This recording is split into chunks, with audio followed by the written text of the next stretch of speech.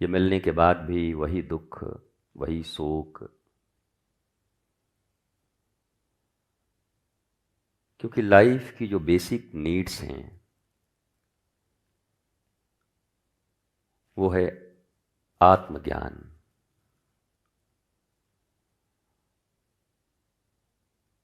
इस शरीर को कभी पूर्णतः संतुष्ट नहीं किया जा सकता है, कोई नहीं कर सकता। मन जितने भी विचार करते हैं वो शरीर के लिए करते हैं। जिन्होंने मन के ऊपर की विद्या अपने शास्त्र, संत, सत्संग और अपनी साधना से पाई है, वास्तव में आनंदित वही हुए हैं। बाकी सब सुख दुख, दुख सुख, सुख दुख, साइकिल है। न सुख टिकता है न दुख टिकता है, टिकता केवल आनंद है और ज्ञान है। पर वो जब तक समझ में आती है तब तक सांसें खत्म हो जाती हैं। मरने के पास कोई खड़ा हो और उसे ज्ञान हो भी जाए तो क्या कर लेगा? पूरी जिंदगी तो हाहाकार में रहा, पूरा जीवन अभाव में रहा,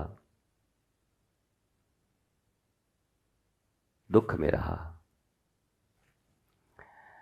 इसलिए भारतीय सनातन दर्शन में 5 साल के ध्रुव, प्रहलाद, अलर्क, ये सब छोटे छोटे बच्चे थे, बालक। इन्होंने इसी उम्र में आत्मज्ञान प्राप्त कर ली। और ऐसा नहीं कि वो फिर झंडूलाल रहे, राजा रहे। ध्रुव भी राजा, प्रहलाद भी राजा। आत्मज्ञान होने के बाद ऐसा नहीं कि जंगल भाग गए, कपड़े छोड़ दिए और जिस वे में आज तुम बाबा जी शब्द का प्रयोग करते हो, निठल्ले होकर बैठ गए, बल्कि वो इस पृथ्वी के सबसे संतुष्ट, पावरफुल और ब्लिसफुल पर्सनालिटी हुए।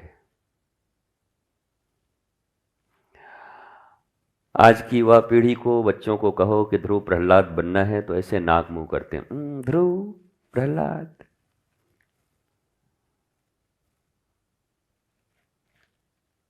तो माइकल जैक्सन बनो, मरो। करोड़ों अरबों रुपए रखा था माइकल जैक्सन, तो सो ही नहीं पाता था। 50-50 इंजेक्शन लगते थे आधे घंटे नींद के लिए, ड्रग्स लेता था और एक दिन अचानक मर गया सब छोड़कर। ध्रुव प्रहलाद का नाम लो तो थोड़े से पैंट शर्ट और जीन्स पहन के बच्चे सोचते हैं ध्रुव प्रहलाद तो क्या बनोगे? कचौड़ी लाल, जलेबी प्रसाद, बनना क्या है? आत्मज्ञान हो ये महत्वपूर्ण है। इसे मैं हर बार कहता हूं, the beginning of real spirituality is who am I, why I am here, what I am doing. इसे स्पिरिचुअलिटी कहते हैं। मैं कौन हूं, मैं क्यों इस जगत में आया हूं। मेरा ये गुब्बारा, बर्थडे में लगा हुआ ये बैलून, फुग्गा कब फूटेगा? हम भी तो फुग्गे की तरह हैं, बर्थडे में लगे हैं, एक दिन फूट जाएंगे, खत्म मामला। परदादा फूट गए हमारे, आपके हैं क्या? परदादा के दादाजी हैं, फुग्गा फूट गया, बलून गए, दादाजी भी गए, कितनों के पिताजी भी गए, कितने तो खुद भी चले गए। आज ही अभी इसी वक्त जब हम आप बातें कर रहे हैं, इसी समय हजारों लोग मर रहे हैं, कोई एक्सीडेंट से, कोई कैंसर से, कोई विभिन्न बीमारियों से, कोई छत से गिर रहा है, मर रहे हैं कितने लोग, कितने को आयु हो गई। तो जब तक ये जीवन है, मुस्कुराहट कैसे मिले? इसीलिए तो परिश्रम कर रहे हैं ना। पढ़ाई लिखाई किस लिए किए थे? दुखी होने के लिए, डिप्रेशन में आने के लिए, गरीब रहने के लिए, हाय हाय करने के लिए, एंजाइटी? नो, आराम से रहेंगे, हैप्पी हैप्पी रहेंगे। बट कहाँ गया आपका हैप्पीनेस? पढ़ाई भी पढ़ ली, नौकरी भी कर ली, पैसे भी आ गए, आपने जो जो चाहा उसमें से 10-20% चीज़ें मिल भी गईं,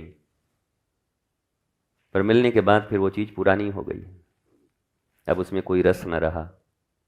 आज मिली और आज फिर एक नई चाहत हो गई, फिर उसके पीछे लगे। कई वर्षों के बाद वो मिला, फिर एक नई चाहत हो गई, फिर उसके पीछे लगे। फिर कई वर्षों के बाद वो मिला, फिर एक नई चाहत हो गई, फिर उसके पीछे लगे। तब तक यमराज पीछे से पकड़ के ले गया। तुम पीछे भागते रहे, यमराज तुमको पकड़ के ले गया, काम खत्म तुम्हारा। बचपन में हम लोग खेल खेलते थे, छोटे छोटे बच्चे, तो 4 बजे स्कूल से वापस आते थे, 4 से 5:30 तक खेलने का समय मिलता था, संध्या होने से पहले तक।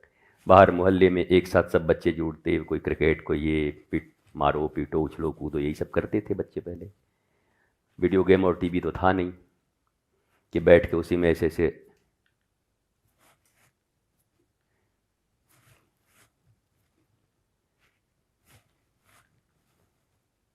रील तो देखते नहीं थे, रियल में खेलते थे।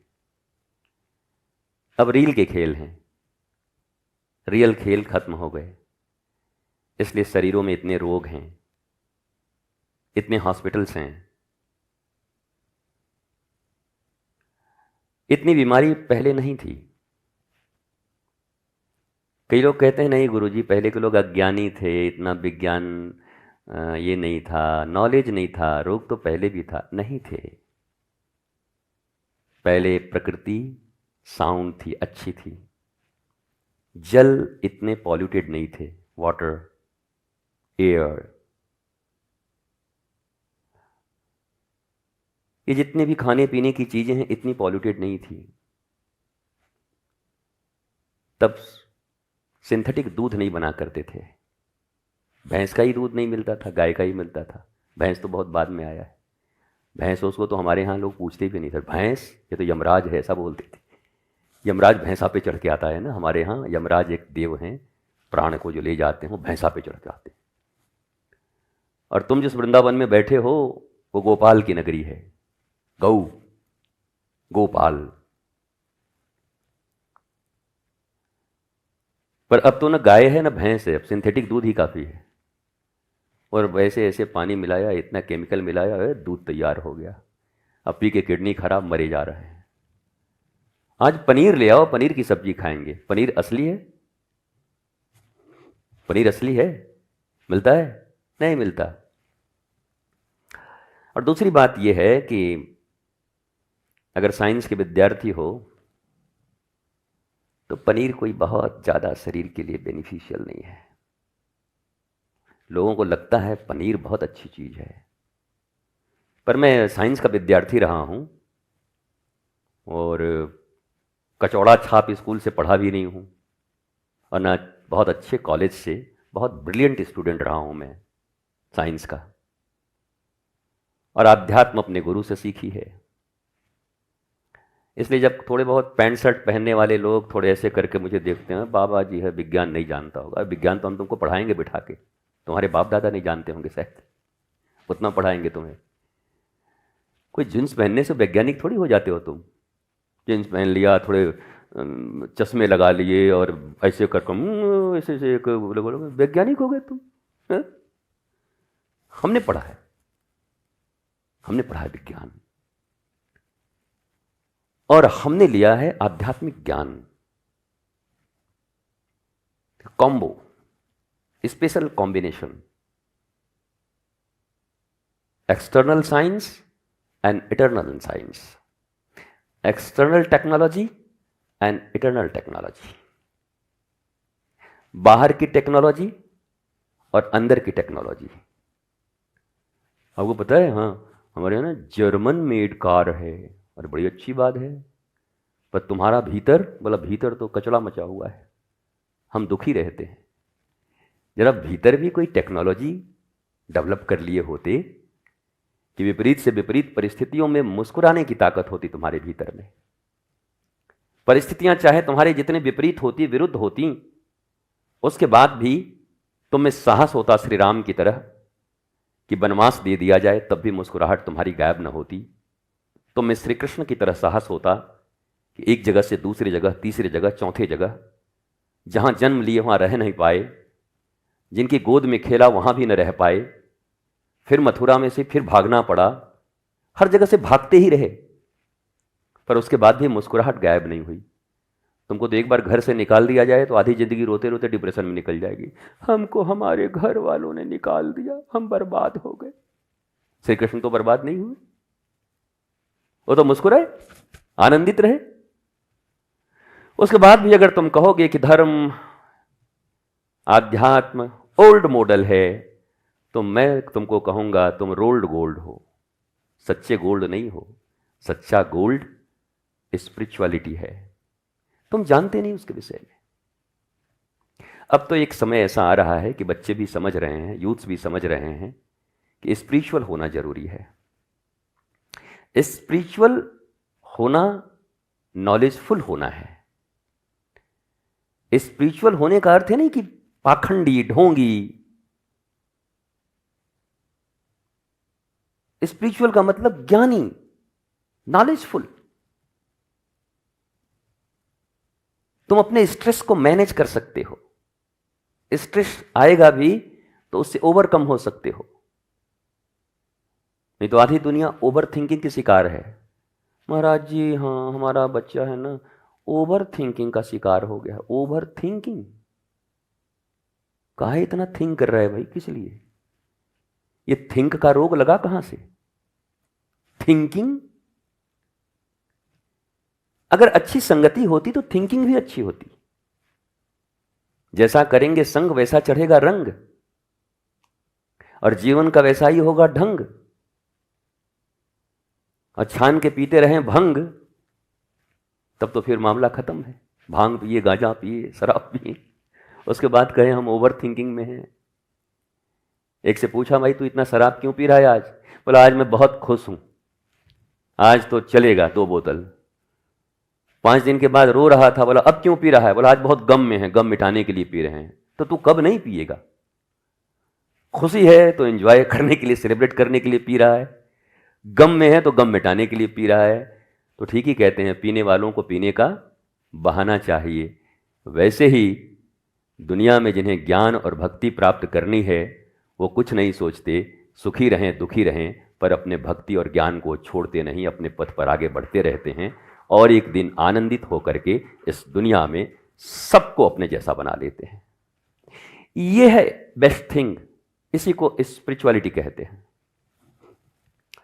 बाकी स्पिरिचुअल, आध्यात्मिक, धार्मिक गतिविधियों से मेरा कोई बहुत ज़्यादा मतलब नहीं होता। ये छाप लेना, यहाँ पर राधा यहाँ छाप लिए, यहाँ पे ये छाप लिए, छाप के क्या बन जाओगे? रहोगे तो वही लल्लू लाल। यहाँ आज राधा छप गया तो राधा जी की तुम्हारे भीतर में शक्ति आ गई।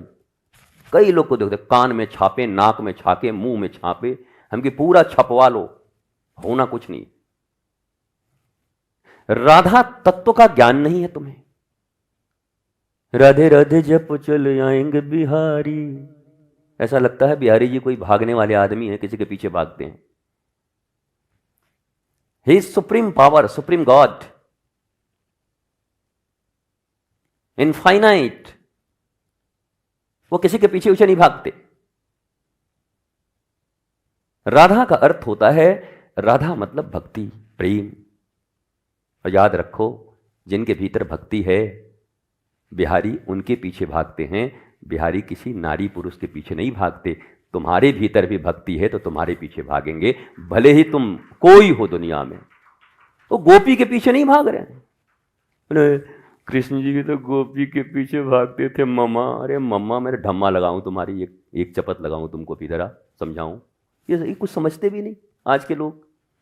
कथा कहने वाले भी वैसे, सुनने वाले भी ऐसे।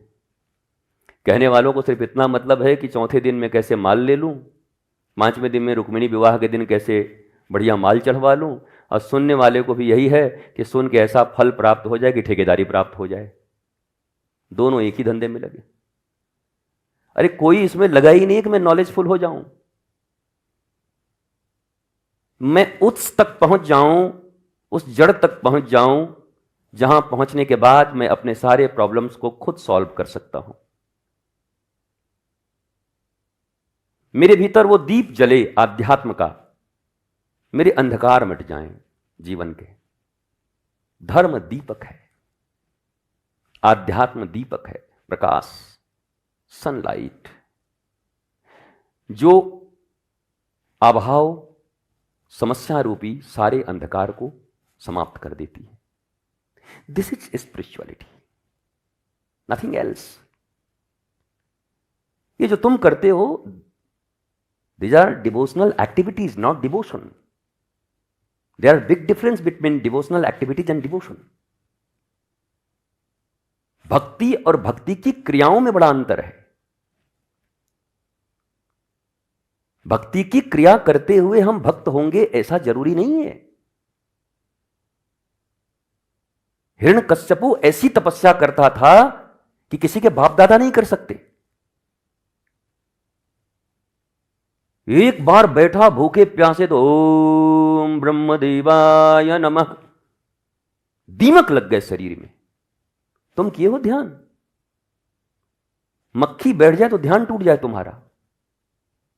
बगल से कोई गुजर जाए, हम ध्यान कर रहे थे, मेरा ध्यान तोड़ दिया। तुम्हारा ध्यान था कि दान था? कौन सा ध्यान कर रहे थे तुम? अब जरा सोचो हिरण्यकश्यपु के विषय में, जिसको दीमक खा गए पर उसका ध्यान नहीं टूटता। डिवोशनल एक्टिविटीज,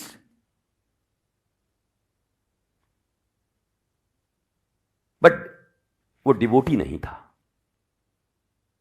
भगवान का डिवोटी नहीं था। वो डिवोटी था पर दुर्गुणों का था, अहंकार का था।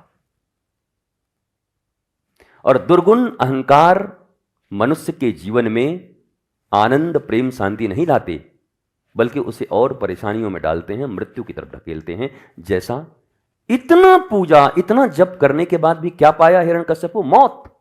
मौत भी कैसी? फाड़ डाला नरसिंह भगवान ने सीधा।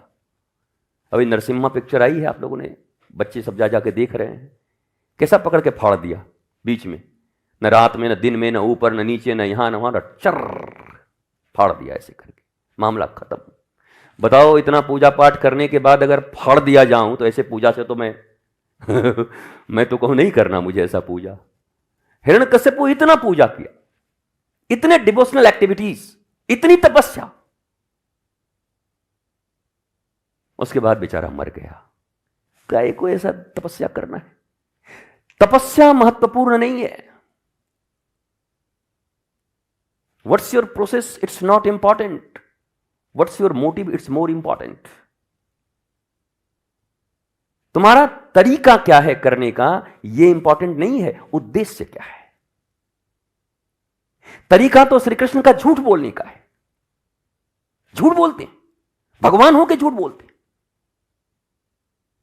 बताओ, एक साधारण बच्चा भी झूठ बोलता है तो मां कहती झूठ बोलता है, झूठ बोलता है, और भगवान ही झूठ बोल रहे। जिनकी हम पूजा कर रहे हैं वो झूठ बोल रहे हैं, तो गाय को पूजा कर रहे हो झूठे की। अगर हम तुमसे प्रश्न करें कि वो तो झूठ बोलते थे, तुम क्यों पूजा कर रहे हो? वो तो जाकर के माखन चुराते थे, तुम पूजा क्यों कर रहे हो? क्या जवाब दोगे? है कोई जवाब? नहीं, ऐसा है कि वैसा है कि वो तो लीला कर रहे थे। ये सब बात नहीं चलती, बेकार बात। विज्ञान का युग है, you have to prove it. बिना प्रूव किए बच्चे नहीं मानते इस बात को। लीला कर रहे थे, कीला कर रहे थे, सीधा बताओ क्या कर रहे थे, क्यों झूठ बोल रहे थे? झूठ बोलना अच्छी बात नहीं है, लेकिन झूठ बोलकर श्री कृष्ण क्या कर रहे हैं?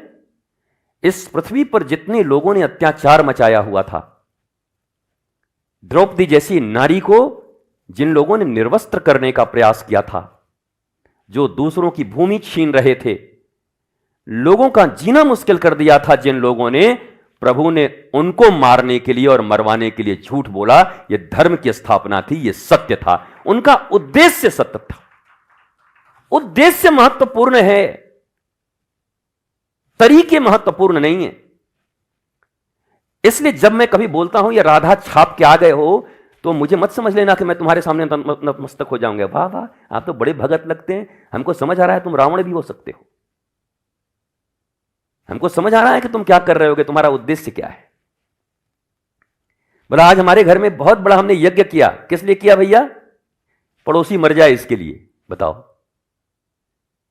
इसके लिए ये यज्ञ किया। ये यज्ञ आपने किस लिए यज्ञ किया? वो हम क्या कहें, हम जिसको चाहते हैं हमको नहीं चाहती है, हमको चाहने लगे इसलिए हम यज्ञ कर रहे हैं। हिंसा कर रहे हो क्या? अरे तुम चाहते हो, वो नहीं चाहता, क्या जबरदस्ती करोगे क्या? है? ये जबरी कोई काम है? तुम्हारे हर वो काम जिसके उद्देश्य सही नहीं है, पर देखने में तरीका लगता है बड़ा स्पिरिचुअल है, धार्मिक है, ये सब रावण, कंस, दुर्योधन, हिरण्यकश्यपु, हिरण्याक्ष और ये ताड़का, पूतना, इन सबों के काम है। पूतना भी आई थी भगवान श्री कृष्ण का वध करने के लिए, मारने आई थी भगवान को, पर रूप किसका बना के आई थी पता है तुमको? लक्ष्मी का। जब वो आई तो ब्रजवासी गिर गिर के प्रणाम कर रहे थे उनको, क्या आज तो ब्रज में साक्षात लक्ष्मी थी। और वो भी ऐसे उठा करके सबको आशीर्वाद देते चल रही थी, हस्त कमल, मंगल हो, कल्याण हो। और भगवान छोटे से मुस्कुरा रहे थे कि मंगल तो तेरा आज होगा, जल्दी आ जा, मौसी आने में देरी मत कर, तेरा मंगल जल्दी करना है। रूप उसके बहुत अच्छे थे, पर उसके थॉट अच्छे नहीं थे। वो नंद के आनंद को मारना चाहती थी, वो इस दुनिया के आनंद को मारना चाहती। भगवान कौन है? सच्चिदानंद। सच्चिदानंद क्यों आए हैं इस पृथ्वी पर? सबको आनंद देने के लिए। जो संसार के आनंद को मारना चाहे सच्चिदानंद भगवान उसका सीताराम कर देते हैं। इसलिए भगवान ने पूतना को मौसी कह के मार डाला। मौसी भी कहा और मार भी डाला। कई मौसी लोग हमसे नाराज हो जाती हैं कि मौसी के विरुद्ध भड़का, अरे हम मौसी के विरुद्ध थोड़ी भड़का रहे हैं, पूतना मौसी बन के आई थी। अब जैसे प्रहलाद के पास बुआ आई थी, बुआ होलिका, जला दिया उसको, खत्म हो गई, तो हम बुआ को थोड़ी गाली दे रहे हैं। कई बुआ लोग नाराज हो जाती हैं, मामा लोग नाराज हो जाते हैं कि हमेशा ही शकुनी बोलते हैं, हमको कंस बोलते हैं। अरे भाई तुम ऐसा क्यों सोचते हो?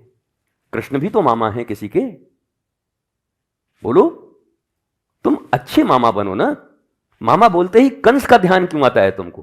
क्योंकि कंस की वृत्ति तुम्हारे भीतर होगी।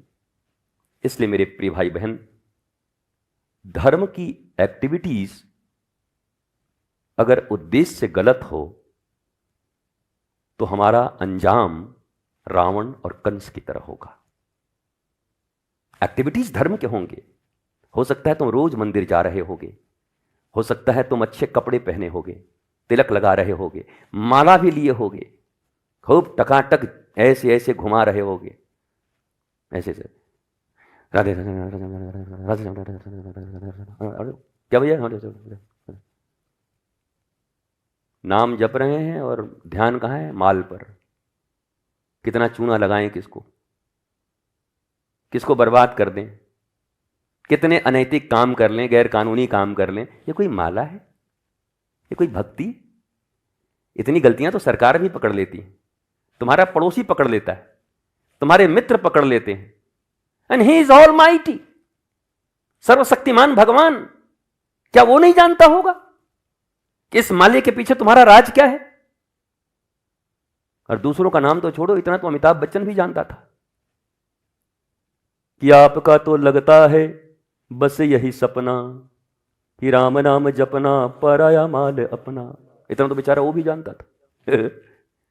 तो तुम्हें भी इतना पता होना चाहिए कि कृष्ण तो इतना समझते ही होंगे। तो एक्टिविटीज ये शो नहीं करती कि आप भक्त हैं। विद्यालय में एडमिशन हो जाने से ही कोई छात्र नहीं होता, विद्यार्थी नहीं होता, पढ़ना होता है। एडमिशन हो गया, पढ़ेंगे ही नहीं तो क्या विद्यार्थी हो गए आप? हो गए, पर विद्या की अर्थी निकालने वाले हो गए। अब तुम अर्थी निकालोगे विद्या की, विद्या अध्ययन नहीं कर सकते तुम। इसलिए धार्मिक होना और धार्मिक दिखना दो बातें हैं। सॉरी टू से, वर्तमान समय में धार्मिक दिखने की होड़ है, पर धार्मिक होना बड़ा कठिन है। बहुत कम लोग धार्मिक होना चाह रहे हैं, धार्मिक दिखना चाह रहे हैं। इसलिए इतने दुखी लोग हैं समाज में। हमें लगता है ना, अरे धर्म तो बढ़ रहा है, पूजा तो बढ़ रही है, चारों तरफ लोगों में एकदम जागृति आ रही है, चारों तरफ नाम हो रहा है, तो इतना दुख क्यों है, अवसाद क्यों है, डिप्रेशन क्यों है, अभाव क्यों है? आनंद होना चाहिए था। दैट मीन्स कुछ झोल झाल है, और झोल झाल यही है, होना नहीं चाहते, दिखना चाहते। मेरे प्यारे भाई बहन, दिखना न दिखना अलग बात है, न भी दिखें तो चलेगा, पर हों। क्योंकि ठाकुर कैसे हैं? बड़ी प्यारी बात कबीर कहते हैं, चींटी के पग नूपुर बाजे वो भी साहिब सुनता है। चींटी इतनी छोटी होती है, कितनी छोटी चींटी, उसका पैर कितना बड़ा होगा, और उसमें वो पायल पहनी है, पायजीब। बताओ उसका पायल कितना बड़ा होगा, चींटी के पैर में पायल। बोला उसकी भी आवाज साहिब सुनता है। चींटी के पग नूपुर बाजे वो भी साहिब सुनता है। इसका अर्थ है साहिब सब देखता है। तो साहिब तो आपके उद्देश्य को भी देखता होगा ना, कि आपका एम्बिशन क्या है। दुनिया को ठग सकते हो, घर वालों को ठग सकते हो, पड़ोसी को ठग सकते हो, पर बेटा उनको कैसे ठगोगे? You are deceiving yourself, not others. आप ऑलवेज खुद को डिसीव कर रहे हो, धोखा दे रहे हो। और धोखा खाने वालों के लिए तो मैंने अच्छी बात कही है, कोई धोखा दे, कोई कहता है ना हमको धोखा दिया, तो खुश रहो ना, दिया ही तो, कुछ लिया क्या, कुछ तो दे गया। तो हम तो खुश होते हैं। हमको कोई गुरुजी आपको धोखा दे रहा है, हम क्या है, कुछ तो दे रहा है, गुरुजी हैं कुछ तो देगा बेचारा। जिसके पास तुलसी का पत्र है तुलसी देता है, जिसके पास रुपए हैं रुपए देता है, जिसके पास कपड़े हैं कपड़ा देता है, जिसके पास श्रद्धा है वो श्रद्धा देता है। उस भक्त के पास धोखा ही है, इसलिए धोखा देने आया है। देने तो दे, कुछ तो दे रहा है, तो देने वाले को देने दो।